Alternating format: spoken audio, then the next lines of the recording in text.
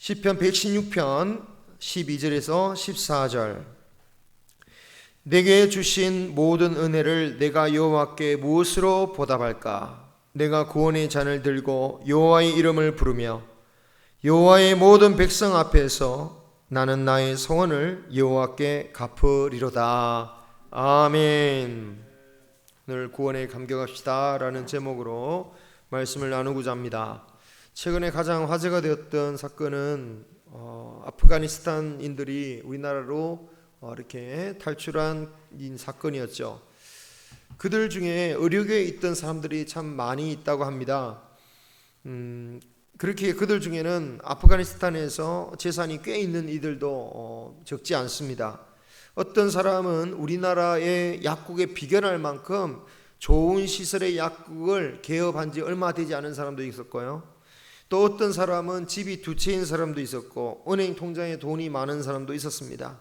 하지만 너무나도 급박하게 돌아가는 사정 때문에 정말 옷 몇 벌을 제외하고는 아무것도 가지고 나오지 못하고 맨몸으로 왔다고 해요.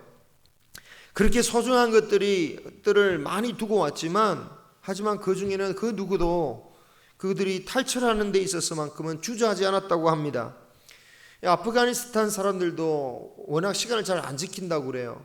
시간 약속만 하면 항상 늦게 온다는데 그 버스 탈 때 단 한 명도 단 한 가정도 지각한 사람 없이 다 기다리면서 목놓아 기다렸다는 겁니다.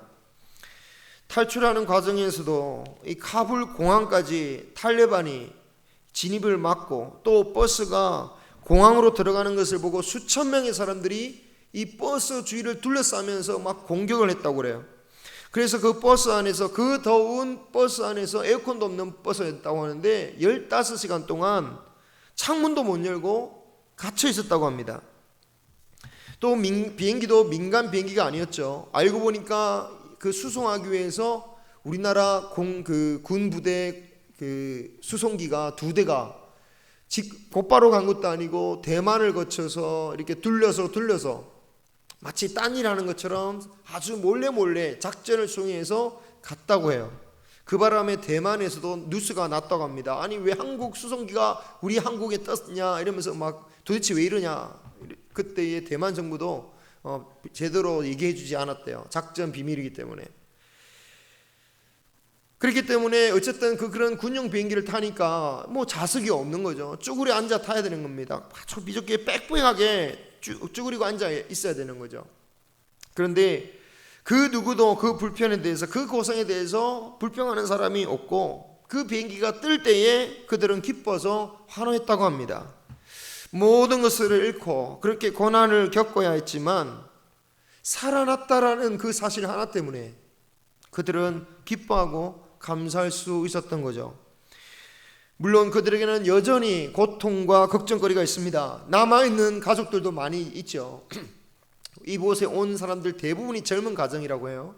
30, 40대 그 정도 되는 가정들인데 그러니까 남아있는 가족들도 많이 있었던 겁니다. 그들이 걱정스럽고 또 막상 이곳에 왔지만 아무것도 모르는 모든 것이 낯선 이 땅에서 정말 아무것도 없이 살아가야 할 길이 막막하겠지만 그럼에도 불구하고 살아났다는 것만으로도 감사하고 또 소망이 있는 것입니다. 여러분, 그들을 바라보면서 우리의 신앙의 모습이 과연 어떠한지 한번 돌아보는 계기가 되었으면 좋겠어요. 우리가 예수님을 믿어오면서 가장 감사한 일이 있었다라고 한다면 그게 과연 무엇이겠습니까? 예수님을 여러분이 믿어서 지금까지 내가 정말 감사했던 일이 과연 무엇일까? 내가 병이 나았던 일인가? 아니면 나에게 필요한 것을 주셨을 때인가? 아니면 지금까지 살게 해주신 것을 감사하시는 것입니까? 여러분, 그런데 우리가 가장 감사할 것은 다른 게 아니라 무엇보다도 우리가 구원을 받았다. 그 사실에 기뻐해야 된다라는 것이죠. 살 수만 있다면 조금 불편하고 조금 힘든 것이 무엇이 대수겠습니까? 조금 잃어버리고 조금 상실하는 게 그게 무슨 대수겠습니까? 그렇습니다. 영원히 죽을 수밖에 없던 내가 예수님으로 말미암아 영생을 얻었다라는 사실을 우리는 당연히 기뻐해야 되는 줄 믿습니다. 이것은 그냥 잊어버리고 지나갈 만한 것이 아니라 과거에 구원받은 것으로 끝나버리는 사건이 아니라 지금도 우리가 계속해서 감사해야 되고 앞으로도 영원한 나라에서도 감사하고 기뻐해야 할 일인 것입니다. 지금 잠시 불편하고 잠시 부족하더라도 내가 누리게 될 영원한 생명과 완전한 즐거움이 기다리고 있음을 지금 우리는 구원의 기쁨을 누려야 하는 것이죠. 그런데 왜 우리는 잠잠히 있을까요? 이렇게. 왜 우리는 이 구원의 기쁨을 전하는 이 순간에도 표정 하나 변하지 않는 것일까요? 이번에 피난 온 사람들 중에 100명은 한 5세 미만의 아기라고 하죠. 그 어린 아기들은 한국에 온 것이 왜 감사한 일인지 모를 거예요. 왜 그럴까요? 그들이 너무 어려서 아프가니스탄에 남아 있었다면 어떤 일을 당하게 될지 상상도 못했기 때문입니다. 생각하지 못하는 거예요. 하지만 아이가 조금만 더 커도 우리가 살아났다는 것에 대해서 너무너무 기뻐하는 거예요. 탈출한 사람의 대표작격이 되는 사람의 인터뷰를 들어보았습니다. 그들이 당장 탈출할 것이 불확실하고, 그리고 우리나라 대사관 직원들도 다 피난 가버린 상태에서 아무 연락이 없을 때 그들은 정말 절망스러웠다고 해요. 정말 두려웠다고 해요. 아이들은 자신의 부모 곁에서 이렇게 매달리면서 울었다고 합니다. 엄마, 아빠, 우리는 어떻게 되는 거예요? 우리는 정말 죽게 되는 건가요? 이제 우리는 금방 죽게 되는 건가요? 그렇게 애들이 부둥켜 안고 울 때에 그 아이들을 바라보면서 부모들은 뭐라고 할 말도 없어서 그냥 가슴만 찢어지고 있었다고 해요. 그런데 그렇게 죽을 수밖에 없음을 알았던 그 아이들, 그 어른들이 탈출할 때 어떻게 됩니까? 감격할 수밖에 없는 거예요. 만약 우리에게 구원의 감격과 즐거움이 없다면 어쩌면 우리는 영적인 수준이 아기와 같기 때문인지도 몰라요. 우리가 믿음이 깊어지면 깊어질수록 우리가 깨달을 것은 뭐냐면 정말 내가 예수 그리스도 아니면 죽을 수밖에 없는 존재구나. 사도 바울이 고백했던 것처럼 정말 나는 죽을 수밖에 없는 그러한 존재였구나 하는 것을 깨달을 수밖에 없는 거죠. 성도 여러분, 정말 우리는 스스로 죽을 수밖에 없는 죄인임을 정말 고백하십니까? 이 영상을 보는 사람은 아마 저 혼자 설교하는 줄 알 것 같아요. 저 혼자 골방에서 설교하시는구나 하는 정도로 잠잠하시네. 여러분, 우리는 탈레반과 같은 악한 이들이나 정부를 보면서 어떻게 저렇게 악한 인간들이 다 있나, 그렇게 생각할지 모르겠지만 그런 끔찍함이 그들에게만 있는 게 아닙니다. 모든 사람이 죄를 범하였음에 하나님의 영광이 이르지 못하더니, 우리 또한 하나님 보시기에 눈뜨고도 볼 수 없는 그런 끔찍한 죄인들이란 거죠. 얼마나 다른 사람들 미워하면서 낮잡아 보면서 함부로 이야기하고 함부로 소문을 퍼뜨려 다닙니까? 얼마나 함부로 남의 푸른 선의에도 티끌을 잡고, 얼마나 함부로 그런 죄를 범함으로 주님의 마음을 찢어 놓습니까? 안 그런다 해놓고 회개한다고 하면서도 또 예수님 몸을 찌르는 가시가 되고 예수님의 몸을 상하게 하는 채찍이 되어서 우리 주님을 아프게 하십니까? 그러면서도 얼마나 또 거룩한 척, 마치 하나님을 위한 척, 목사를 위하는 척, 나를 위한 예배도 아니고 주님을 나를 위한 예배가 아니었는데 내가 필요해서 온 예배가 아니라 다른 사람을 위해서 온 예배인 것처럼 그렇게 뻔뻔하게 우리는 끔찍한 모습을 보이고 있습니까? 우리는 저런 끔찍한 인간들을 보면서 뭐라고 생각하죠? 저런 인간들은 살려두면 안 돼. 저런 민족은 없어져야 해. 우리가 일본이나 북한을 보면서 그렇게 생각하지 않습니까? 하지만 하나님께서는 이 끔찍한 죄인인 우리를 불쌍히 여기셨고 그래서 예수 그리스도를 보내셨고 대신 죽게 하셨습니다. 그리고 그 주님의 대신 죽으심으로 말미암아 우리 아무 공로 없이 영원한 생명을 얻게 하신 거죠. 놀라운 것은 예수님께서 대신 갚으셨기 때문에 우리는 아무런 조건이나 대가 없이 그 구원을 받았다라는 사실입니다. 우리나라에 온 그 아프가니스탄인들은 우리나라의 협력한 공로를 인정받아서 왔다고 하죠. 안타깝고 슬프지만 한편에 들리는 소식에 의하면 협력했어도 공적으로 인정받지 못해서 그 비행기를 탈 수 없었던 사람들도 많이 있었다고 하죠. 그런 반면 우리는 아무 공로 없이 주님의 구원의 방주를 타게 되었습니다. 그러니 우리가 얼마나 감사해야겠습니까? 어떻게 감히 이 은혜를 잊어버렸다라고 그렇게 당당히 말할 수 있겠습니까? 안타깝게도 그 감사를 잊어버리고 우리는 끊임없이 주님을 실망시키고 있지만 우리 주님은 그마저도 우리가 회개하기만 하면 끝까지 용서하시고 받아주시기까지 하시는 분이십니다.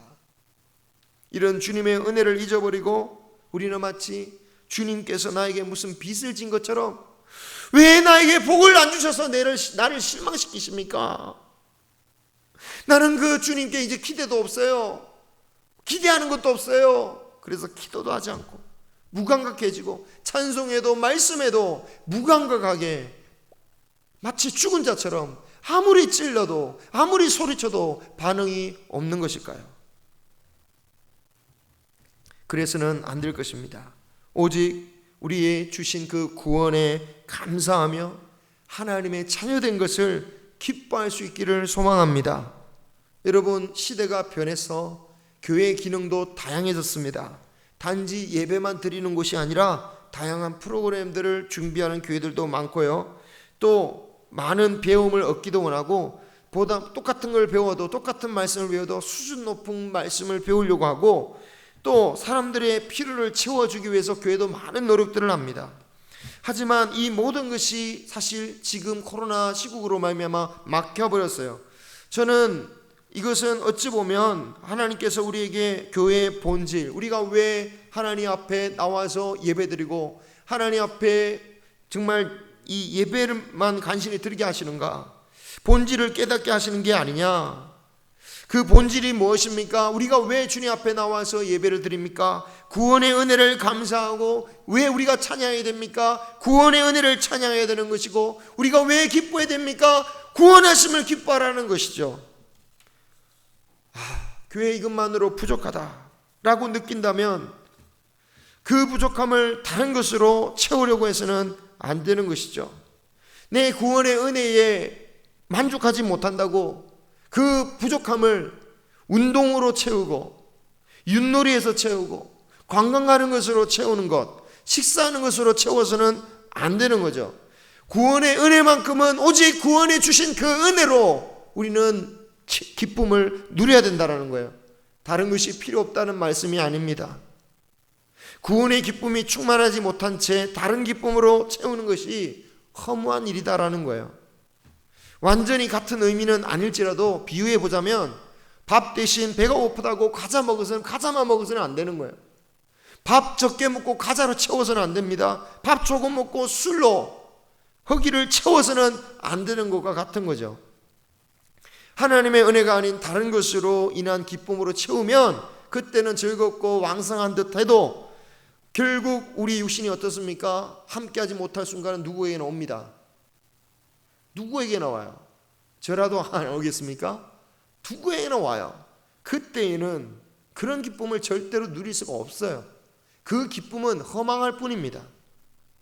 결코 그것이 우리의 위로가 되지 못할 거예요. 심지어 먹는 것조차도 나를 기쁘게 하지 못할 거예요. 우리가 어디서 기쁨을 찾을 수 있겠습니까? 우리가 주님의 기쁨 다른 데서, 우리 교회 안에서, 하나님이 몸된 성전 안에서 오직 구원의 기쁨을 먼저 채울 수 있기를 주님의 이름으로 축원합니다. 오늘 시편의 저자는 구원의 감격을 이렇게 고백합니다. 12절 14절 한번 성경책을 보시면서 같이 한번 다시 읽어보도록 하겠습니다. 시작. 내게 주신 모든 은혜를 내가 여호와께 무엇으로 보답할까? 군의 잔을 들고 여호와의 이름을 부르며 여호와의 모든 백성 앞에서 나의 소원을 여호와께 갚으리로다. 아멘. 여러분, 이 말씀 속에 얼마나 큰 감격과 기쁨이 있습니까? 너무 좋으니까 이거 어떻게 하면 갚을 수 있을까? 이걸 그냥 넘어가서는 안 되겠다, 내가 갚아야겠다 라고 할 만큼 감격하고 있다라는 거예요. 예수님은 십자가에 못 박히시기 전에 제자들을 앉혀놓고 이 사실을 분명히 말씀하셨습니다. 내가 너희에게 기쁨을 주겠다. 이 기쁨은 세상이 빼앗을 수 있는 기쁨이 빼앗아갈 수 없는 기쁨이다. 내가 십자가에서 죽음으로 너희를 떠날지라도 너희 속에는 이 기쁨이 있을 것이야. 세상에 그 무엇이 와도 이 기쁨을 빼앗아갈 수 없을 것이야. 여러분, 그 기쁨이 무엇이겠습니까? 제자들이 앞으로 너희 사업도 잘 될 거야, 너희들이 아픈 데도 없을 거야, 누구도 너희들을 건드리지 못할 거야 라는 말씀입니까? 그런 말씀이 아니죠. 그런 기쁨이 아니라 구원의 기쁨을 말씀하고 있다라는 거예요. 주님께서 이 기쁨을 가지고 모든 족속으로 제자를 삼고 이 기쁨을 가지고 모든 사람에게 복음을 전하라고 말씀하고 있는 것입니다. 그 말씀대로 예루살렘에 있는 복음을 전했던 제자들이 얼마나 기뻐하며 살아갑니까? 나중에는 매를 맞고 나오면서도 기뻐서 어쩔 줄은 몰라요. 우리도 주와 주를 위하여, 이 복음을 위하여 매를 맞았다, 고난을 입었다. 그들이 집에 있든지 성전에 있든지 기쁨으로 예수님을 전하고 가르쳤다라고 사도행전 5장은 말씀하고 있습니다. 여러분, 신앙생활을 행복하게 하려면 정말 내가 하나님 앞에서 얼마나 큰 구원을 받았는지를 깨닫지 않고는 절대로 그 기쁨을 얻을 수가 없어요. 이 세상에 어떤 커리어를 쌓는다고 해서 그 기쁨을 채울 수가 있는 게 아니라는 거예요. 여러분, 시편 51편에 보면 다윗의 고백이 있죠. 이 부분은 우리가 잘 아는 다윗의 범죄에 관한 그 후의 고백입니다. 다윗이 왕이 되고 안정되어서 여유가 생기자 진짜 못된 마음을 가지고 자신의 그 충성스러운 우리아 부하를 죽이고 그의 아내를 자기 아내로 삼았죠.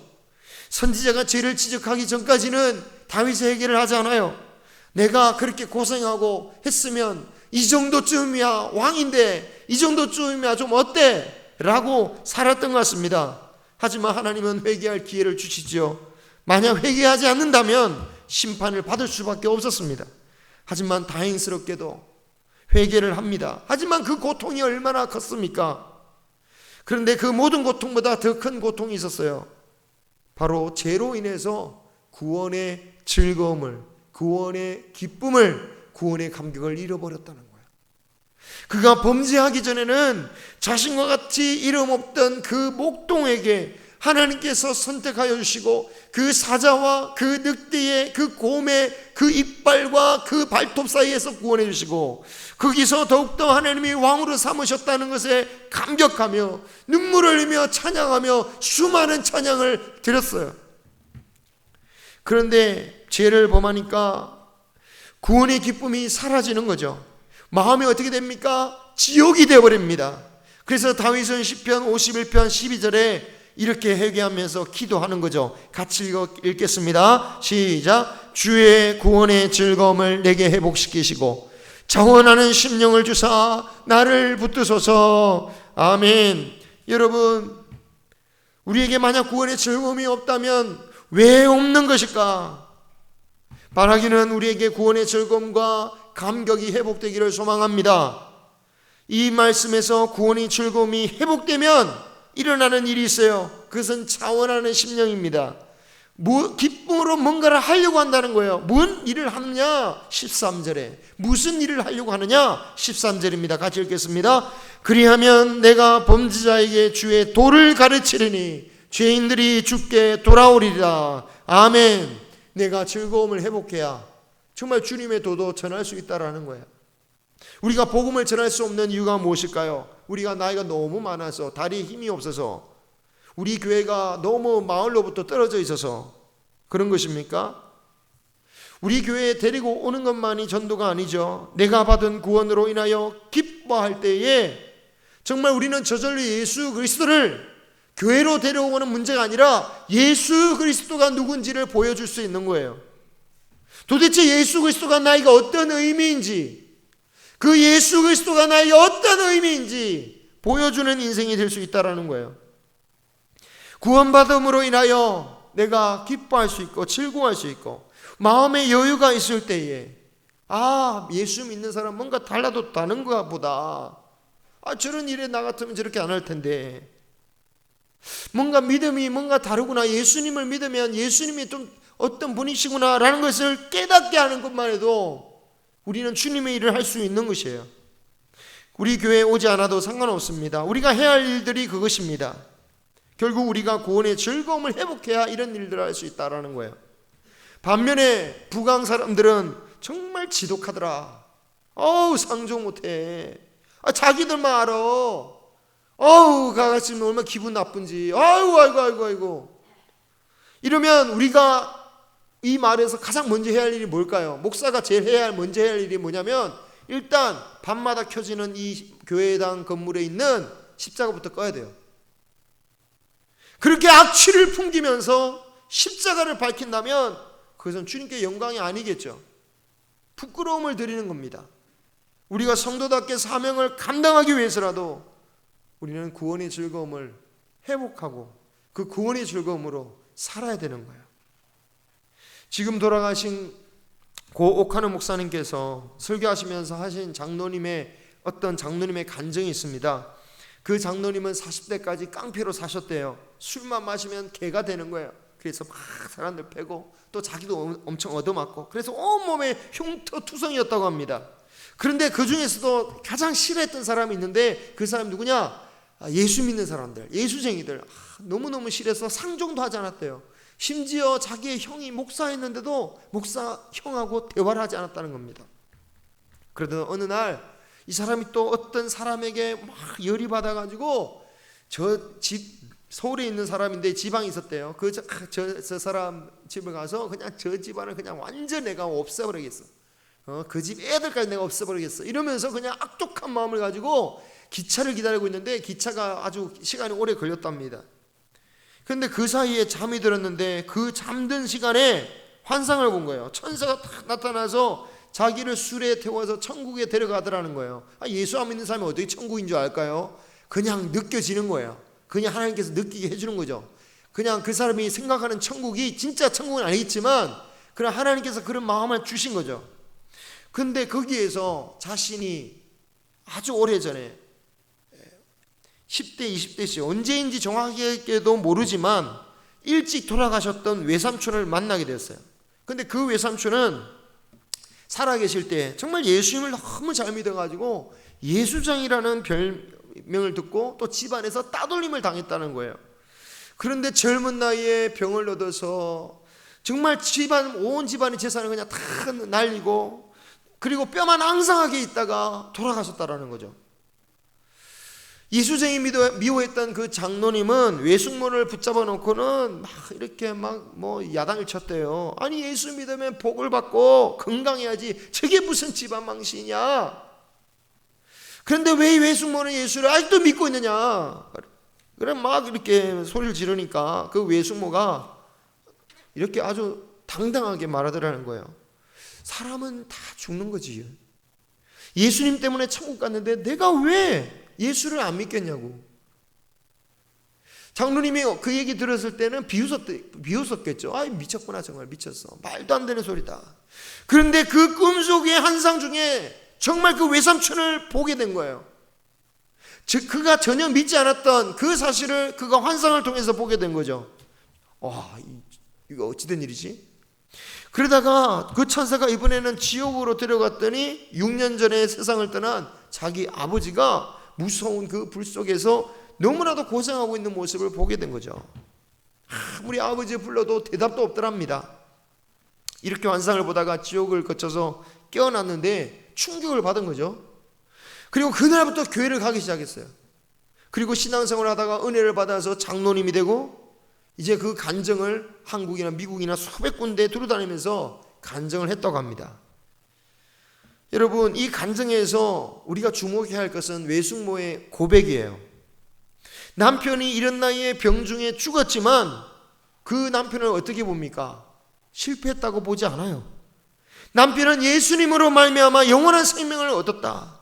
비록 이 땅에서 짧은 생으로 고생하다 갔지만 영원한 나라에 들어갔고 영광스럽게 즐거움을 누리고 있는데 그것이 왜 부끄럽냐라는 거예요.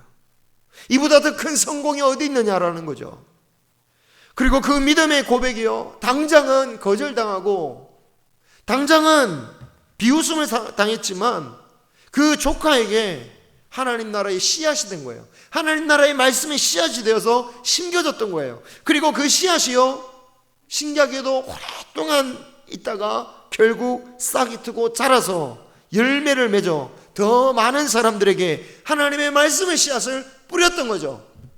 예수님의 비유, 천국의 비유처럼 우리가 구원받음을 감사하고 찬양할 때 우리는 결코 실패한 사람이 아닙니다. 어떤 처지에 있든지, 어떻게 인생을 살다가 가든지, 다른 사람이 어떻게 평가를 하고 있든지 하나님 앞에서 우리는 절대로 실패자가 될 수 없는 거죠. 하나님을 영화롭게 하는 삶, 그 삶이 성공하는 사람, 하나님의 승리자가 되는 것입니다. 여러분, 바울과 실라가 매를 맞고 어둡고 습한 그 감옥에 쇠사슬에 묶여서 있었을 때 그들이 찬양할 수 있었던 이유가 무엇입니까? 실패한 것이 아니라 성공했기 때문에 그래요. 우리가 육신의 병이라는 사슬에 묶여서 괴로워하고 있어도 구원받은 성도는 감사하고 찬양할 수 있기를 소망합니다. 말씀을 맺습니다. 우리나라에 온 아프가니스탄 사람들이 지금은 감사하지만 시간이 흘러서 많은 어려움을 겪게 될 거예요. 그래서 그때에 그들이 이 한국 땅을 불평하고 또 한국 사람들이 차별한다라고 원망하고 괜히 이곳에 왔다 그러면서 심지어 범죄까지 한다. 그러면 우리는 뭐라고 생각하겠습니까? 저런 인간들을 위해서 목숨 걸고 다시 카불로 갔던 외교관들이 이번에 다시 갔다고 하죠. 그래서 버스도 아마 국정원 직원인지 한 명씩 다 타고 갔대요. 그 위험한, 정말 죽을 수도 있고 공항으로 들어오지도 못할 수도 있는데 그 한 명씩 다 버스에 한 명씩 다 타가지고 그 상황을 보고하면서 이렇게 했다고 합니다. 만약 그 사람들 목숨 걸고 그들을 살리려고 갔던 그 외교관이나 또 국정원 직원들, 그들에게 얼마나 부끄러운 일이 되겠습니까? 우리 주님은 우리를 살리기 위해서 우리의 주님의 생명을 내어놓으셨어요. 그 주님의 구원의 생명을 받아놓고 우리가 불평하고 예수 믿어도 별거 없네, 하나님 예수 믿어 이게 뭡니까? 라고 한다면 우리 주님을 부끄럽게 하는 것이겠죠. 바라기는 우리 모두에게 구원의 감격을 누릴 수 있기를 소망합니다. 내 마음에 뜨거움이 치밀어 오르도록 성령님 우리의 마음을 열어주시고 감동해 주시옵소서. 우리는 영원한 생명을 얻었습니다. 너무나도 소중한 것을 얻었습니다. 우리에게 이 좋은 것, 이 소중한 것을 가지고 있으면서도 우리가 마치 모든 것을 잃어버린 사람처럼, 모든 것을 잃어버린 사람처럼 공허하게 살아간다면 안 되는 거죠. 날마다 놀라우신 하나님의 은혜를 기억하며 이 세상을 살아가는 저와 여러분이 되기를 소망합니다. 그리할 때 주님께서 우리를 행복하게 하실 것이고 하나님께서도 우리를 통하여 영광을 받으실 것입니다. 기도하겠습니다.